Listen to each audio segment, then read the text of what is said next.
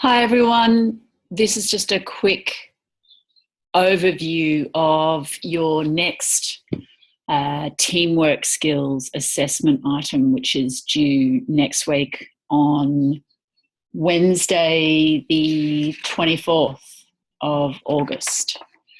So I thought I'd just put together a very quick screen capture to run you through the intent of the team project agreement and action plan template.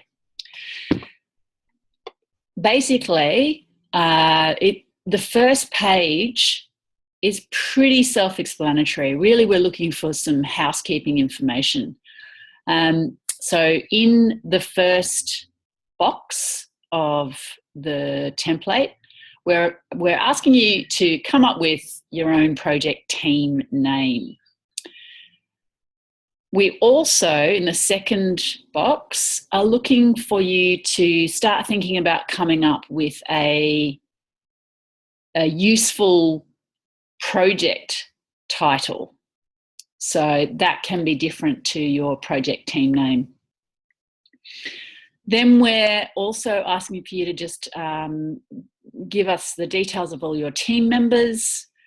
And we'd really like you to identify at least 2 team contacts, so 2 people within your team who are happy to provide a contact number. This is really just so that either myself or Anthony can contact you quickly should there be anything that we need to get across to your team in an urgent basis. It's really a contact of last resort, but we know it was helpful last year when the teams provided at least a couple of contact numbers for us to have on file. Then we're actually asking for you to have a quick think and a quick discussion with your team, identifying some key team roles. And really, that's about identifying team roles that are meaningful to you in your particular team. So one thing we would say about this is with the team leader or the team coordinator role, we would recommend rotating that at least once so that no one person is left sitting with all of the responsibility of driving the group to achieve all of the assessment tasks. So you can choose when you decide to hand over that particular role, but we'd highly recommend sharing that one. Other kinds of roles that might be identified include things like, some people might feel stronger in putting together the financial information just based on their area of study. Other people might feel more competent and skilled in conducting market research, for example. So we just want you to have a think about it and a discussion and identify at least one role for each individual team member. Finally, we would expect that you have at least one agreed day and time a week outside of the lecture time that you come together as a team to discuss your project. Now, when we say come together, I just want to highlight that you have a free Zoom webinar tool. It's pretty good. It's got slightly more functionality than tools like Skype or FaceTime. And if, for example, you have a team where students are geographically living far apart, this might be a really useful tool for you to just have a set time where you hook up via webinar at some point during the week. Moving along, the team purpose statement, what we're looking for here is just a really short statement of intent. For your particular team, what is it that you see, in your own words, is your purpose of working together? Now, this might be you want to do really well at the subject and achieve great marks, and also to do well in the big idea competition. Or it might be simply you want to have a good time together throughout the subject and you want to get good marks.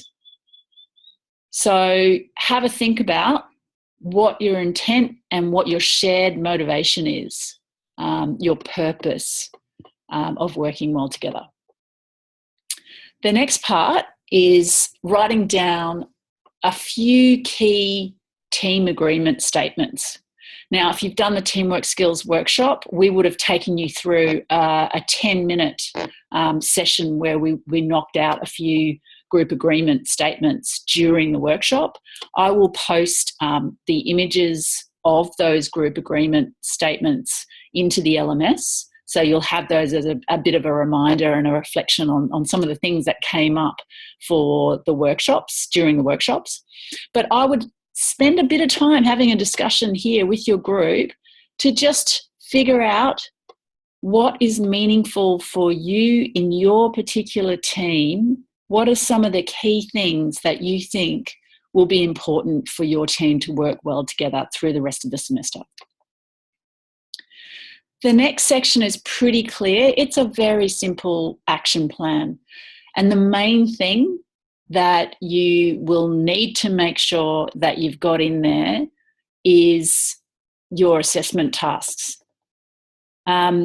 Now, I understand that the due dates for the later pieces of assessment have not yet been specifically set, and we will publish those as soon as possible.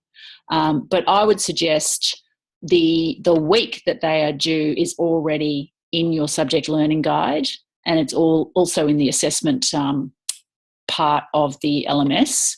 So I would be aiming to complete your major assessment items a few days before the due date. And you can assume that that will be, sometime in the week before they're due.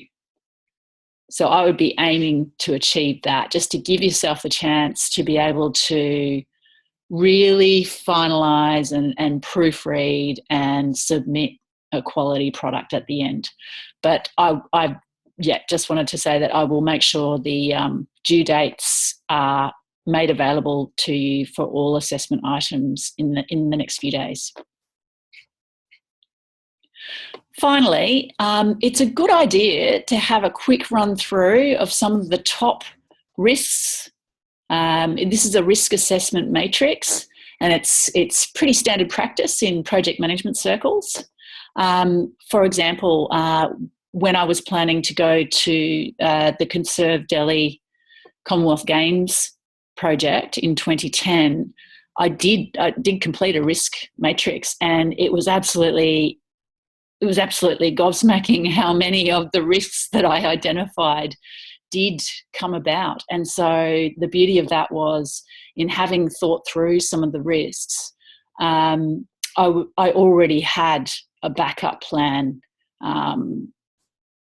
to some level thought through in my head, and it was much easier to adapt to those risks when they unfolded. So, for example, I'll give you one example. We had the risk that one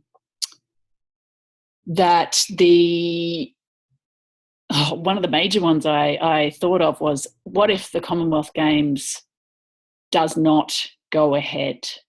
And what was quite extraordinary about that, I was kind of laughing about, that's never going to happen. But about 2 weeks before the Games were due to happen, the monsoons had not finished. And some of the construction of the Games core buildings had not been completed. There were just many challenges affecting that particular major event. And I actually thought at one point, it may not happen. So even, thinking of some of the more outlandish risks is a really good idea to put it in there. And you might say, well, it's got a likelihood that's really low that it's going to happen, but the consequences of that would be very major. So in the appendices, there is a description, and I'm just scrolling down to the appendices, which takes you through how to complete the risk matrix.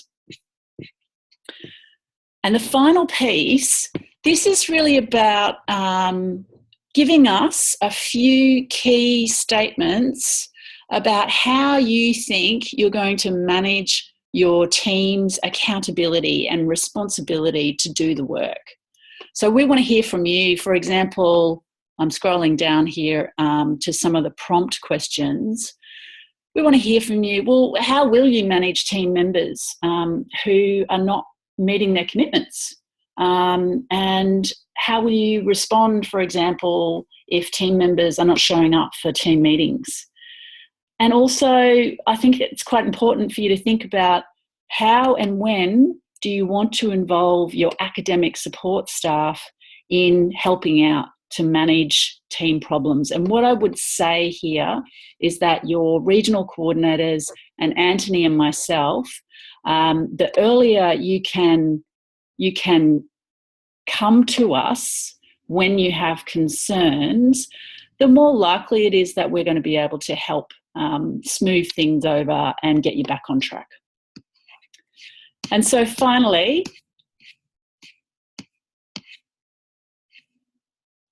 right at the end, obviously we're asking for all team members to put their name in and to sign off their agreement.